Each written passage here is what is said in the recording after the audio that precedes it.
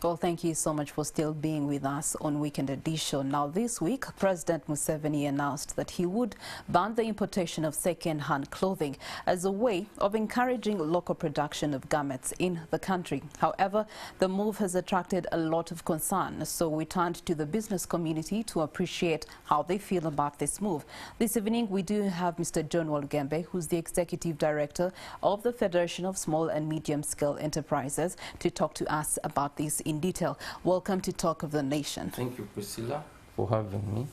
As always, it's a pleasure to be here with you. Okay, let's start off by looking at what the president said. He's convinced that a ban on importation of second-hand clothing is actually a good incentive to grow the local textile sector. Would you agree?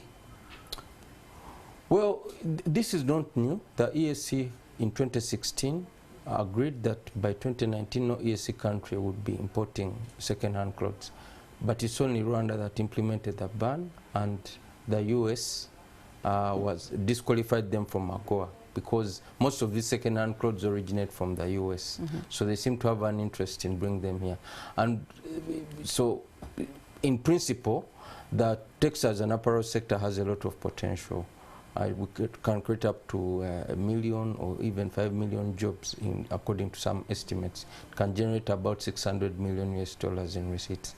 So it's a very huge sector. If you look at Bangladesh, it's created about 4 million jobs for them. So it's a very important sector. However, if you are to benefit, you must prepare, you must build capacity. And I don't think Uganda has that capacity yet. Secondly, we are in the middle of a difficult situation. Ugandans are not doing well financially. So just putting a ban suddenly is not a very good idea because A, you don't have capacity to fill the gap, but also two, Ugandans cannot afford the cost of brand new textile products. Okay. Mr. Olgebe, I keep seeing trucks of second-hand clothes coming in, especially Chikuwo, downtown Kampala. Yes. And it begs the question, why do we have such a huge production of second-hand clothing in the country? Is it necessary, or is it because we lack alternatives? No, it's because that's what it's what people can afford. You know, it's a market issue, demand and supply. But the EAC has imposed a 35% import duty on textile products, complete products, not fabric, to discourage this kind of importation. But it's still coming in, so it means there's still demand. Probably the other products that are being imported, the new products that we call new, are not of good quality, or they are not being priced correctly. So that's something we must address. But most importantly, I think government needs, instead of just placing a ban, we need to support small businesses to start manufacturing good quality clothes. But in this country, you go and get a suit of in Chiembe, one hand is longer than the other. You get, you know, so these are things we must be able to address. Yes, but perhaps a ban will come in a way of supporting the people in Chiembe to improve on their skills and to also get quality material to make better suits. A ban in itself doesn't, it might be advantageous, but it's going to create some kind of glut because the demand will be too high, more than the supply. You're better off building capacity of these people, providing them with equipment, giving them cheap finance and so on, and then doing it over time. The ban can be gradual. You know, you can ban certain categories of these things over a 10 or 5-year period or whatever. So I think just announcing the ban as is the case may not be very effective. But in principle, it's a good thing. And Ugandans must appreciate that long term, we cannot just be a dumping ground for used clothes from the US or wherever. In any case, these clothes are collected. They are not even bought on that market. They are collected by NGOs, churches, and so on, and they bring them here and they are sold. So I think long term, this is something that won't work for us. But government needs to ensure that A, they implement the ban at the right time, when people have the means, but two, make sure that you build capacity first so that there's a good alternative. You know, you're telling me buy a new shirt when there's actually a good new shirt that has been produced on the market. And then the other thing that government can do, remove taxes on fabric, because we can't build a textiles and apparel sector based on our own cotton. Yes, it's good quality cotton, and unfortunately we're exporting 90% of it raw, which is very sad. But we must import fabric. There's a lot of fabric that we don't produce here, like polyester and other things. So let's allow these small-scale people to import. This issue of charging taxes in kilos, what? Not good. You know, on one hand, you're saying you want to grow the sector, but on the other hand, you're taxing the sector you want to grow, which is extremely contradictory. But what we are telling government is a sector that has potential. Let's support it. The ban, in principle, is good if implemented after you've made the necessary preparations. But at this time, I don't think we are in that position. You have mentioned of the right time and capacity for Uganda. From where you are seated and with the business community, when would you recommend be the right time for this? Give it time. Give it 5 years and then create a roadmap of building capacity.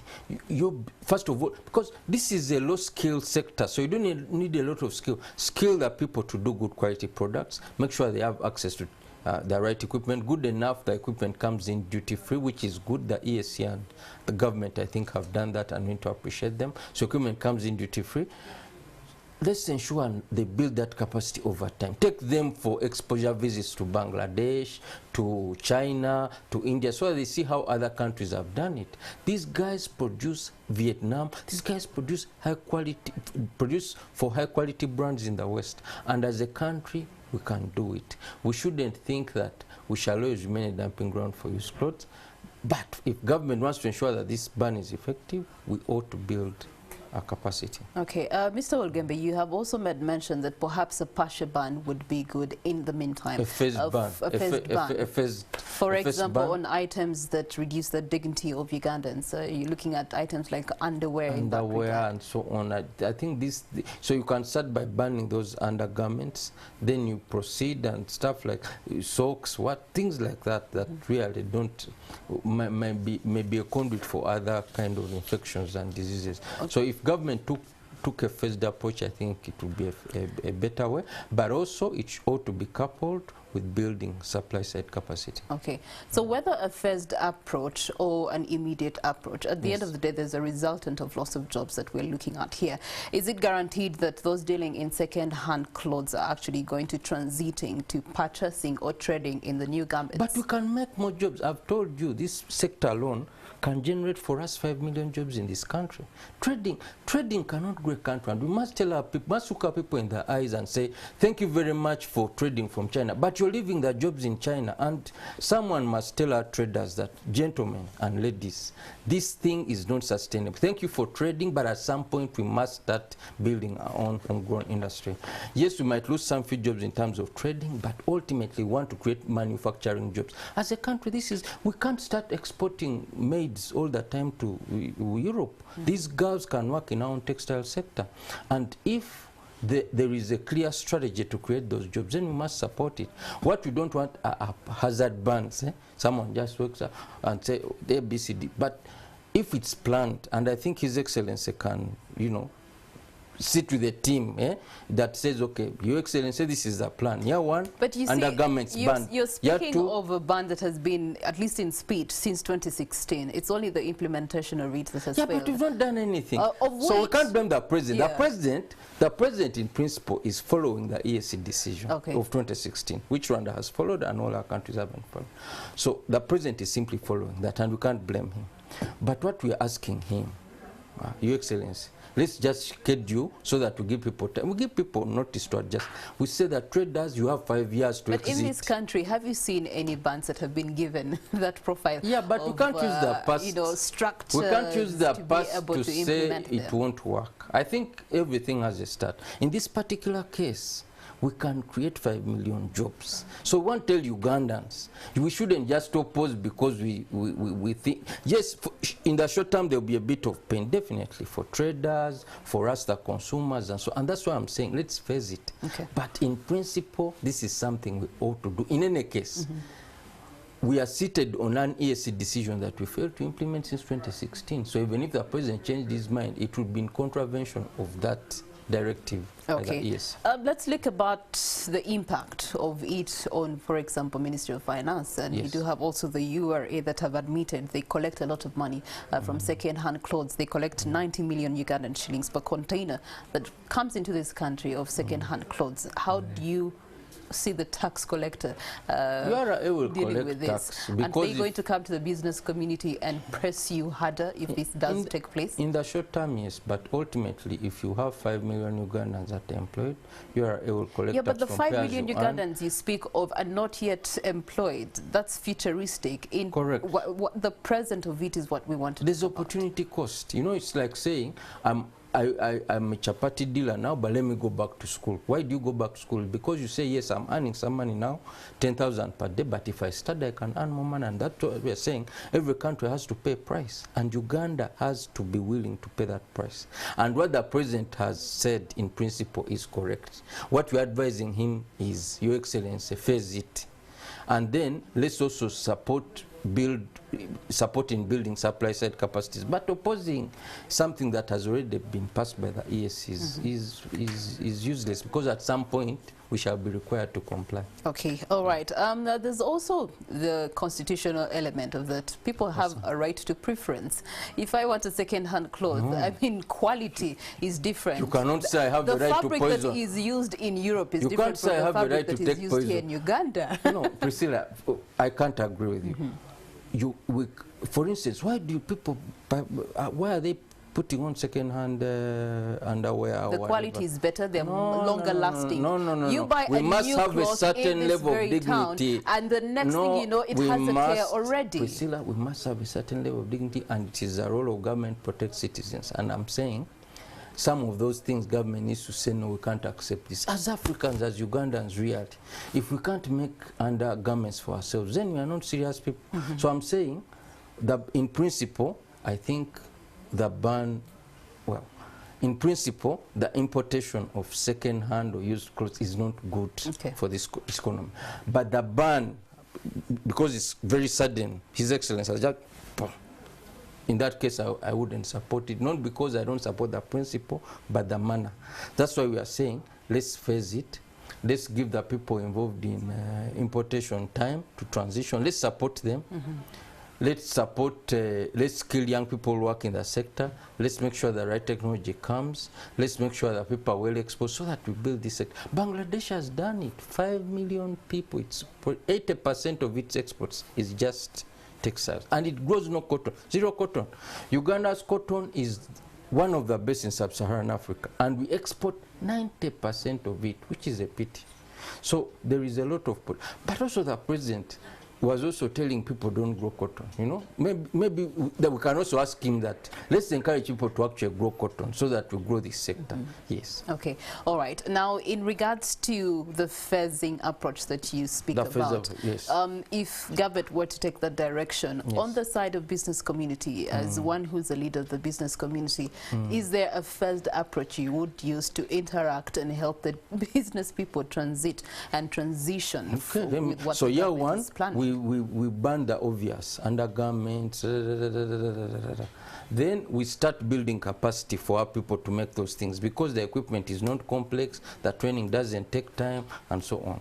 Year 2, we ban another category of whatever. Year 3, so we do it every time we ban a category of a textile product, we build capacity in that year. We put money in the budget, we put equipment in the industrial parks and so on and stuff like that. But most importantly, if you're to grow the textile sector, you must ensure that you produce for export. You can't just produce for your... Uganda, we are only 40 million people. So we must set up an industry that's able to export. That's where the trick is. Yes. The other trick that I have noticed in the second-hand business is the fact that it supports regional trade. You do have people that come all the way from Burundi to actually trade in second-hand clothes here and take them and sell them back in Burundi. You do have Kenyans who come to Uganda, buy those second-hand shoes and go back to Kenya and trade them. So won't this also be affecting the regional trade? What if Uganda produced... Because there's also a cost element here, where people buying used clothes. Better quality, affordable, isn't it? So why don't we try to reverse engineer and manufacture good quality clothes that are affordable by our citizens? The people from Burundi would still come, they'll say, oh, for 20,000 shillings, instead of getting a used shirt, I'm getting a brand new quality shirt with high quality cotton. Remember, we can boost our cotton production here. So if we do that, then we won't lose that that market. So I don't think we should have any fear. We shouldn't oppose this at face value. Instead, we should try to ensure that it's well planned, it's well phased, and it's meant to build capacity of local producers. Okay, yes. And finally, Mr. Lugembe, it's been 7 years since this ban was first appreciated in thought here in Uganda from 2016. Now, it begs the question, the reality of the matter is that it must come to pass sooner or later. Yes. How do we then get to have the business community take change of fields now before the ban actually gets to be implemented? So one, the business community must accept that at some point, no country that's worth its salt will accept to be used as a dumping ground for used clothes. So what the president is saying is really simply opening people's eyes that ultimately this will happen. Two, the business community should ensure that they create clear proposals to government. Yes, this ban is there. Can you give us 5 years? Can you give us 3 years? In that period, this is what we request for. Like some of the things I'm sharing here. Let's do this, let's do this, let's do this, let's do this. If you want tax waivers, tax exemptions, make the justification, and then, you know, government, I'm sure, will be very open to this. But ultimately, people must accept that every country, and the textile sector is the base for every country that wants to industrialize. There's no country that has industrialized without a vibrant textile sector, because it's labor intensive, it's low skill. Okay. You know, so if we want to industrialize, we cannot look around and say, let's keep importing used clothes. No.